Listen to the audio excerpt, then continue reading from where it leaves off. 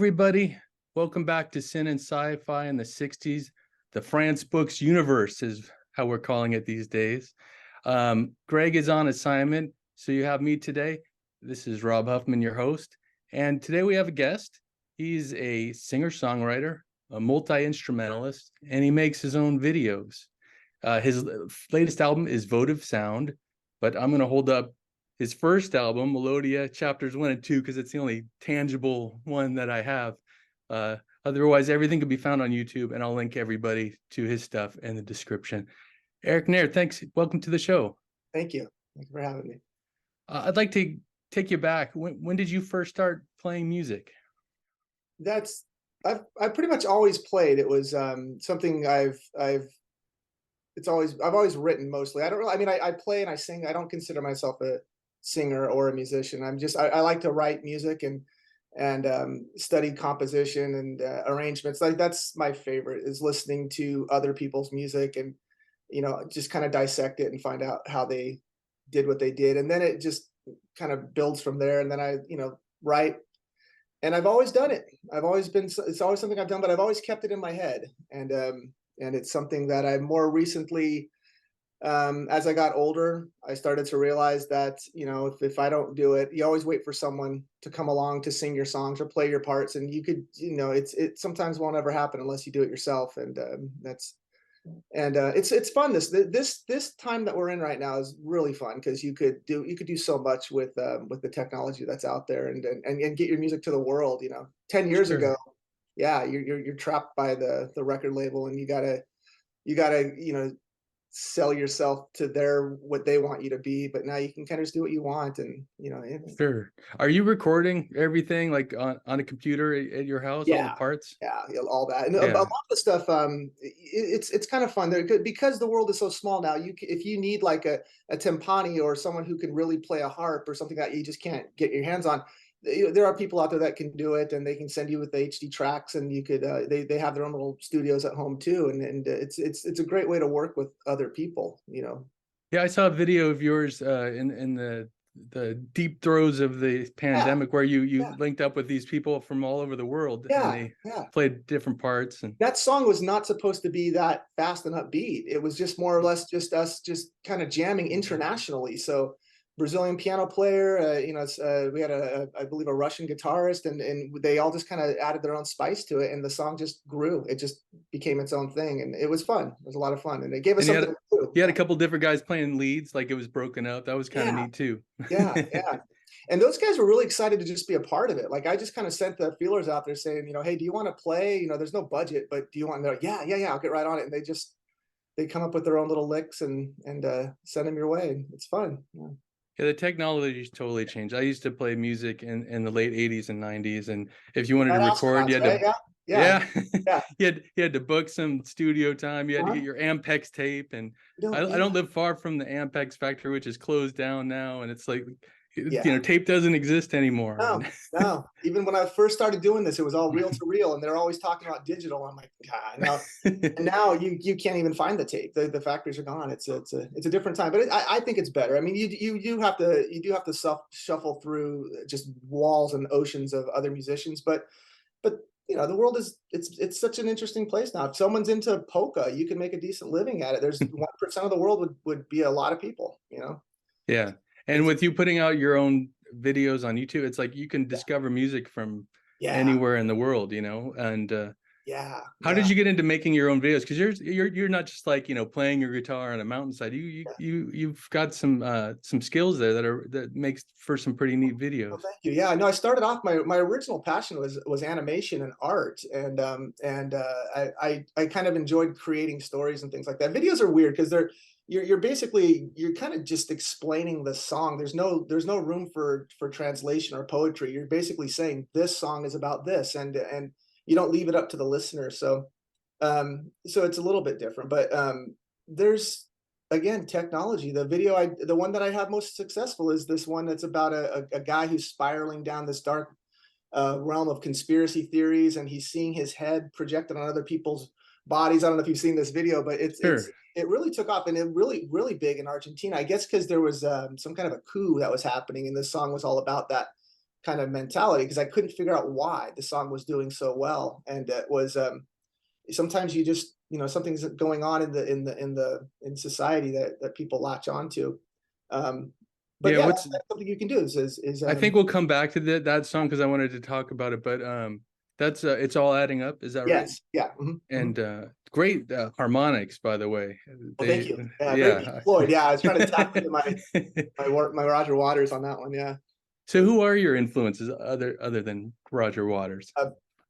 Always number one and always will be Queen, the Beatles, Beach Boys. I go back. It's I do like modern. There's a lot of artists out there now. Like I really like what Billie Eilish is doing. It's a little it's just very drony and it's got a feel. I like what they're doing and the Killers are always great. But I always go back to for something about the 60s and 70s were just a different time. The music was just unearthly, and I try to emulate that kind of structure. A lot of music now they don't have intros. I love intros. I love a nice long build, get the song going. A lot of songs don't have bridges. I love bridges, and it's and I'm sure I mean it's a different time, but music in general, it's mostly been classic rock has been my go-to. Sure. I Yeah. saw since summer's coming to an end. I saw a video Autumn, and I saw your Paul McCartney-esque bass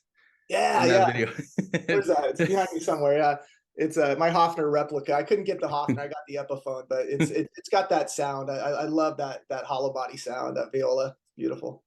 And what's the orange guitar behind you? That makes appearances in a lot of your Yeah, this is videos. my only guitar. I just like it because it's just an Ibanez. I forgot the name of it, but it's just got so many little switches and tricks and stuff to just give you a little, just turn off the different pickups and stuff. I'm really not a huge Sure. guitar player.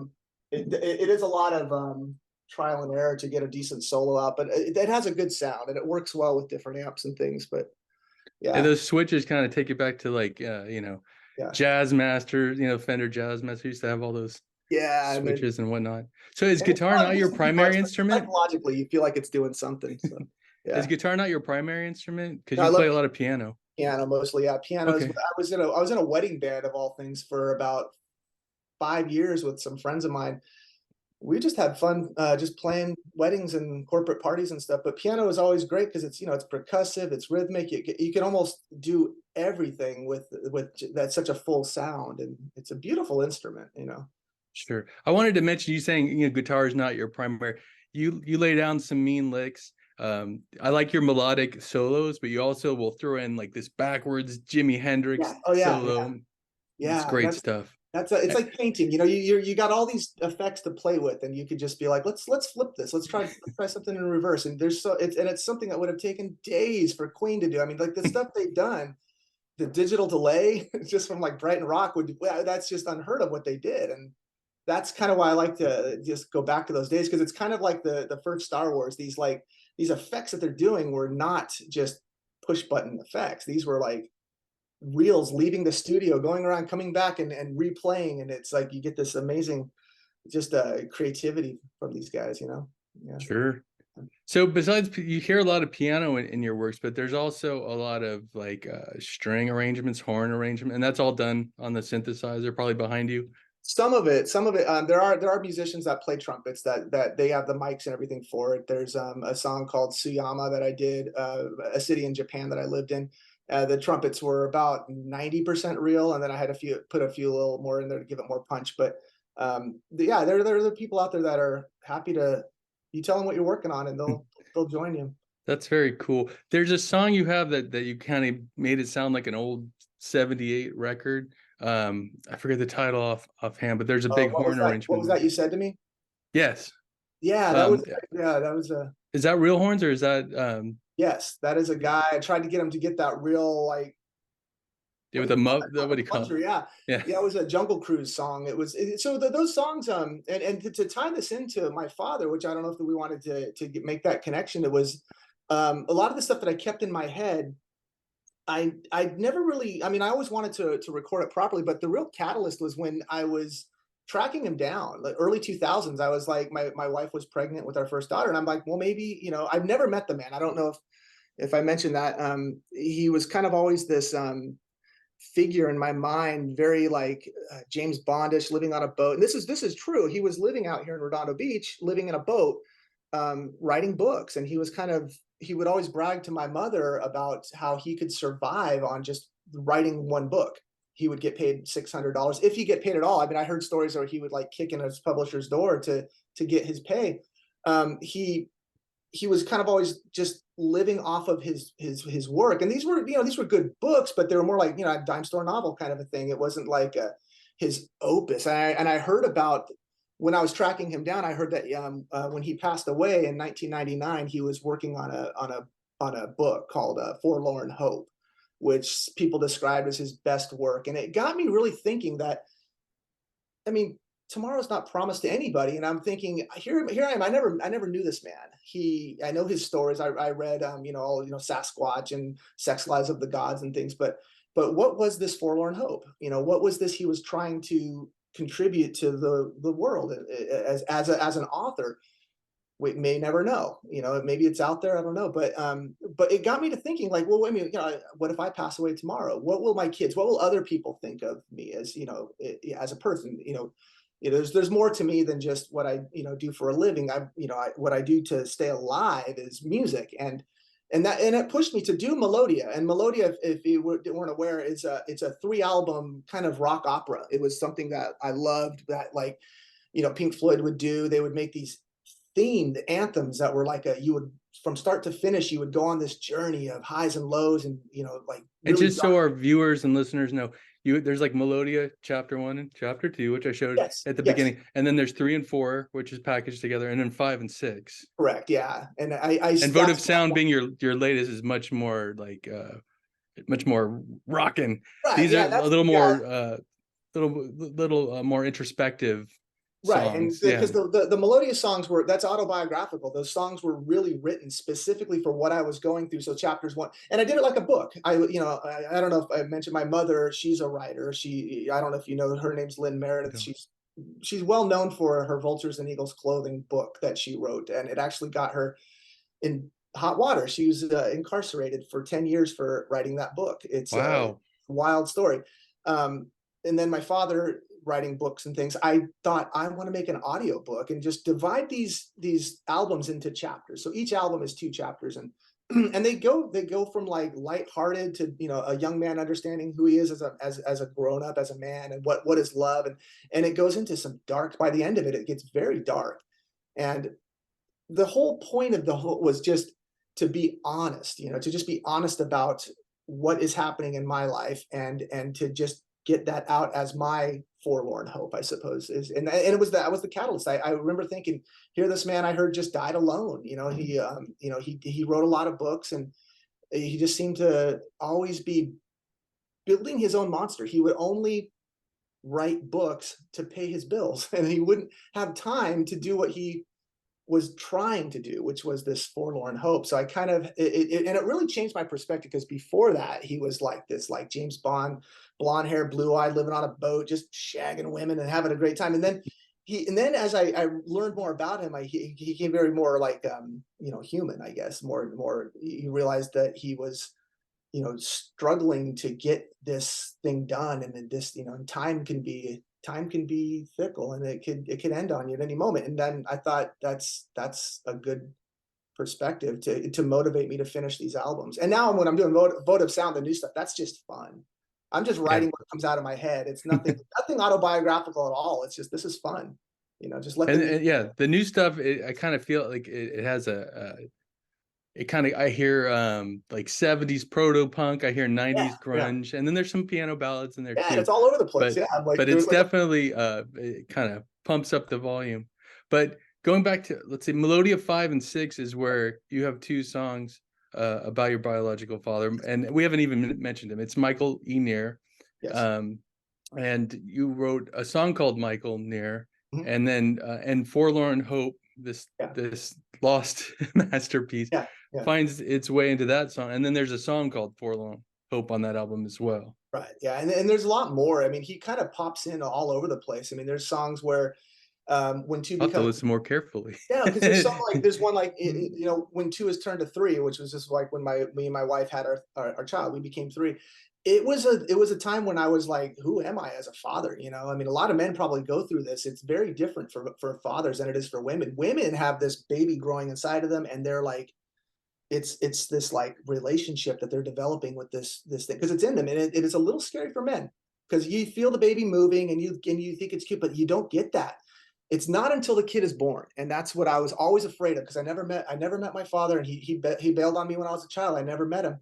I'm like, am I that? Am I that kind of person? And once my daughter was born, it's just like, wow, it hits you this paternal instinct of like, if the doctor said, this child needs your heart, you'd give it to her. You know, it's like, that's the difference between the men and the women. And so those were parts of Melodia 5 and 6 where I was questioning, you know, what is it? You know, who am I? You know, what is my connection to my father? That sort of a thing. And it brought up some interesting questions about um, how he influenced me without even being there, you know? So, Sure. yeah. So I should probably patch this up a little bit. So I'm going to do a little quick show and tell. So this book is by Charles Neutzel. It's a France book, and he's, I think, the last living France author. And I'll do some inserts so these are closer up. And when I first reached out to him, I'm like, what other writers at France Books did you know? And he gave me several names because they all had the same agent, which was Forrest J Ackerman, who's probably best known for when he was alive. He had the Acker mansion full of horror and sci-fi props. Yeah. But he was an agent to people like Ray Bradbury, Oh, all these sci-fi people. L. Ron Hubbard of Scientology before yeah. he went out there. Yeah. So Charles Neutzel says like, oh, do you know about Mike Knear? He was friends with H. Beam Piper, and so I'm just showing book Yeah. of short stories. H. Beam Piper was mostly known for science fiction. He loved to write mysteries, but this is his first book. It's not original. These are all reprints. Yeah. This is the only one that he ever got printed. The only mystery. He wrote many sequels to this book, and they never got printed. And he never let that go. He loved Sherlock Holmes, and he just was like kept trying, and they never got printed. And he had a hard time being like, "I'm science fiction," right? Right. So your biological father met him in Pennsylvania at a time when H. Beam Piper he got married in middle age, and it didn't work out. And at the time when he got married, he let go of a job as a night watchman at the Pennsylvania Railroad, and he relocated from Altoona to Williamsport, where presently there's the Little League championships there. Yeah. Anyway, eventually he started. They met in a writing group, and there were two fellas. There were probably three, but I only know of two, and they went out to Hollywood to become writers. And so this is Mike Knear's contribution to France Books. It's called Autosex, and it's about robots that the common people are only allowed to conjugate with, where only the rich and powerful can mate. Yeah. His friend came out with him. His name was Bill Stroop, and I do somewhere I have a book that says William Stroop or Bill Stroop on it, but he wrote often as Bob Howard, which was kind of a homage to Robert E. Howard of Conan fame. Uh-huh. And this one's called Sin Lottery. It has nothing to do with France. We're trying to see if he was at France, but if he is, he's not using his name or Bob Howard. So this is one of the Mike Travis books. Apparently there's many of them. One is just called Travis. Yeah. And this seems to fall in line with this this thing you have about Mike Knear, and that it's all right here on the back copy. It's like he was on a sailboat, and he was a PI, and he had a lot of trysts. You know, we went from, you know, oops, let me jump back. Sin and Sci-fi to PI and Sin, you know. So anyway, and just you had mentioned Sex Life of the Gods. This is just a reprint, but the art is done by Charles Neutzel's dad, who did Charles Neutzel's cover. And Really? Charles was such a fan as a teenager of science fiction. He got his dad work before he got himself work. But anyway, so after I learned all of this from Charles, I went looking for this story, you know, and I found this website that was about mystery writers, H. Beam Piper writing one, and Mike Knear writing a few. And that's where I bumped into you, Yeah. you were like, I just had kids. I thought maybe this guy should know that he's a grandfather. And you saw his picture, I think, for the first time on that First website. time ever, yeah. That sealed it. I'm like, yeah, he looks just like me. That's odd, yeah. That must have been kind of weird to see Yeah, yeah, to say the least. yourself staring back on this webpage. Yeah, it was, you know, you read all about this guy. It's very, very interesting, you know, very interesting guy. So I was gonna save this for the end, but I had found this on newspapers.com because you said at the time you were born, he was in Redondo Beach, and it sounded like he came to Hollywood. He went back to Pennsylvania very soon after because they're. This is kind of funny talking about the Beatles. Bill Stroop met a woman named Yoko, and they Yeah. got married. And the next thing you know, Well, Mike Knear got booted to an apartment upstairs, wow. and he ended up coming back home and started a family there. But obviously, he came back to Redondo Beach. On that same website, some people said he was in a writing group in Northern California, where I am. Maybe I can't remember if it was in the like he had a boat at Berkeley, or if it was in Sausalito. But in '77, which was probably close to when you were home, he made the newspaper, and this says 2 men hurt in police scuffle ask damages. And apparently, the harbor patrol was bringing in these guys for speeding in the harbor, and they somehow one of the harbor patrol ended up in the water. They like pushed him in the water. There was maybe a fight, and Mike Knear and his buddy, who maybe also lived on the boat, intervened and helped out the harbor master. But then the cops came, like the Keystone cops, and hit Mike Knear and his friend over the head with billy clubs, Gotta mistaking see them this for the article. ne'er-do-wells. Gotta see this So article then. Do you have a copy? I gotta find out what that is because there's been this ongoing story with my mother, and if she's listening, she was convinced that he was attacking pirates.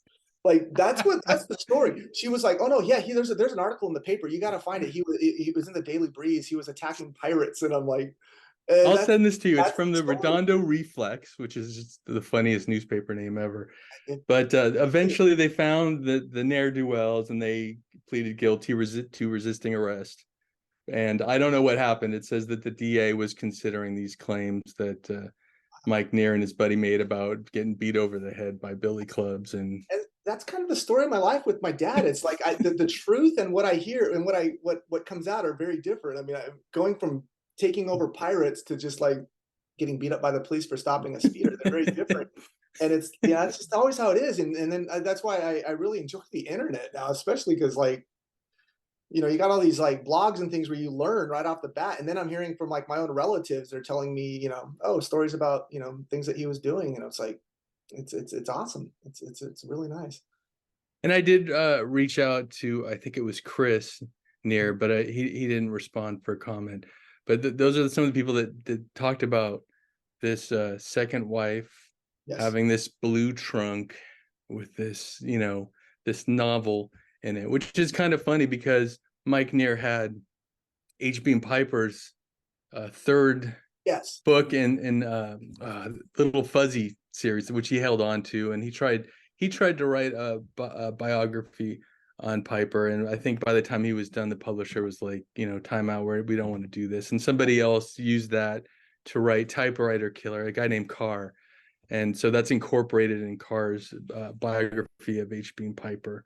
And that eventually got that third Little Fuzzy novel Yeah. got published. I've never read any of the science fiction Beam novels. I've read a lot of shorts, and then the mystery that I flagged. But what's funny about that website, so much came out of it. I think it's called Mystery File. But Yes. I found this guy who's now a friend of the show, Bill Pronzini. He's basically a mystery writer, but he plays around in westerns and science fiction. His latest book is a bunch of sci-fi shorts. I think it's his last. I think he's retiring. But I had found him, besides reaching out to you, I reached out to this guy, Bill Pronzini, because he wrote on this website, oh, I've read this book by Mike Knear, and I was like, oh, you're in the Greater Bay Area. And at the time, Mike Knear was in the Greater Bay Area. And then there's this Louis L'Amour magazine that has an interview by Bill Pronzini, and I'd like to I'll show some inserts, like I said, just so this looks a little prettier. But this is from 1995. There's a very young Bill Pronzini talking about his Western stuff. But in this magazine is The Prisoner of Guzzler's Gulch, but the writer is Brent Hart, which I think is a pseudonym that comes from Mike's second wife. And so I was like, oh, they're in the same magazine model. So I reached out to Bill. Did you know Mike Knerr? And he's like, no, I have all these books in this one line of books, and I read one, so I went on this website and said, yeah, I have that one. I like that one. And I'm like, he's like, this connection you've made between us is completely bananas. But anyway, I've formed a friendship with Bill throughout all of this. And he showed me some stuff. He had a lot of Charles Newsell's books in his collection. He has like 25,000 paperbacks. It's insane. He's about to give them to a university or something. But he had one Mike Knear that an original that I'll post up here so everyone can see it, because he was nice enough to send me the copy of it. It's amazing. Like I'm looking for all these things too. I don't know where you're getting them. I'm like, it's so hard to find stuff. And you're doing your homework. Well, I've been home a lot, during COVID-19, and it was kind of the thing that kept me sane. It was me and Greg just. It all started, we were looking for Ed Wood because this true crime writer said Ed Wood was at France Books. I met him, and we just started looking for Ed Wood, and it kind of solved. And I'm like, wow, there's all these amazing people. They're true crime writers, science fiction writers, and the most prolific writer in all of Canada, who went on to write Dark Shadows books. And so anyway, I'll be happy to, if you'd like a copy of the Western short and the police story, I'll send that off to you. Absolutely. Yes. But I've read Sex Life of the Gods. I've still yet to read the book he wrote at France, or one of the Mike Travis books I got. But the fact that his first name is Mike, living on a boat, he obviously lived vicariously through that character. Autobiographical. The only book that I have is the Sasquatch one. That's the only one that I could find. I have a copy which of that. Is kind of very rare, to tell you the truth. If you ever need a few bucks, I think you could probably get $100 for it. Yeah, it's got like a Virginia Slims like advertisement in the middle and everything. It's just, nice. Yeah. So we talked about the It's All Adding Up video earlier. Yeah. And there's a montage of like things that are conspiracies and myths and Bigfoot. When you put that there, because there's the Loch Ness Monster too, so it could just be a connection. But having Red Sasquatch, did that pop into that video? Is there any connection to? Yeah, absolutely. Yeah. Okay. It's a conspiracy in itself. I didn't want to play on like what's true and what's not, because I have my own conspiracies, but it was just the whole idea was like I'm trying something new. Let's try something new. Let's write about a guy who just spirals into madness, and it's just like more fun, So, but it came out all right. It came out pretty good. I was glad. Yep. It's funny. It's that character. If that's what you want to say, the character in that song. I had to kind of laugh because talking about how I've been researching all this stuff and where I've been. I started to, sometimes I start to feel a little nutty. Christmas lights to untangle there, because there's just so much there, and there's pseudonames, and there's some that don't even have names, and it's a project. Yeah. We are trying to dig into some names that I don't know if we'll ever get into, and some of them are ridiculous. They're just such obvious pseudonyms, but it'll go on and on. At one point, we'll just have to say stop and call it. I wanted to just point out one of my favorite videos that you do is Pi, which is called in parentheses Between Heaven and Earth. That is a very complex video, kind of like the one we were just talking about, and it almost kind of reminded me of the way it's layered. There was a video in the 80s by the Cars, and I forget what it was called, but it kind of has that like where it's like you not think yes crazy? Yeah, that's it. That song won Thriller. It beat Thriller as the best video of that year. Really? It's an innovative video. It's the one where Rick Ocasek's driving around in a little, like he's like a fly for a face, and that's right. That cheesy Dire Straits style animation. Yeah, that was great. Totally. And you have another video that has a character that's very cubical that reminded me of that video. It's funny that you mentioned Dire Straits, but there's a video Pi, which kind of fits into this whole sci-fi thing, because it has you playing your guitar in a rocket while coming down blasting through the atmosphere. Yeah. Anyway, it's very impressive what you what you did for that particular That was video. the best I can do. I mean, it was all done on Blender, and just it's that's the beauty of today technology. You can, if you can think it, you can do it. That's the nice part. And it's just a lot of work. But Yeah, it's pretty incredible. My background is in video, but I'm kind of just like a producer, that behind the scenes project manager kind of person. But working on this project, I decided to teach myself how to edit, and it's like all on your computer. Whereas I went to film school, 35 years yeah, ago, and it was Nagras and actual yeah, 16 millimeter film stock, and yeah. it's so much easier. It's definitely much more democratic to make a video or write music or record No, music now. I've seen AI now that will edit. You just send like layer 3 tracks, and it'll just pick out the ones, and it'll do it all for you. You just sit back and watch. It's like it's a little too easy. Yeah, it's gonna. I have a lot of colleagues that are just like, yeah, Yeah, yeah. It's what's it's a little happening scary. next? Yeah. Yeah. Uh, But no, I'm glad you like Pi. That was a hard one to do for sure. There's a lot of green screen and computer, and just get creative. Do what you got to do. So. So what's next? What are you working on now? Right now, I'm doing one. I'm tentatively calling it 8 out of the first 40 is what I'm trying to think. Because Paul McCartney always had this saying: you got to write 40 songs before you can write your first song. And I was always kind of like, what does that mean exactly? You got to throw away 40 songs before you can say that you can write a song.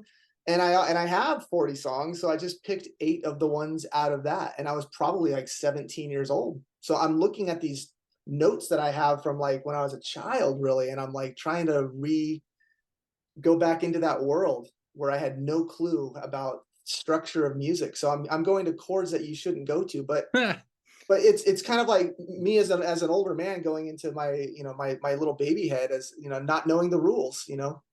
I don't know. Sometimes there's something about that. Like I was self-taught playing music, Right. and it's like, sometimes you can do something very innovative when you don't know Because you don't know the the rules. rules.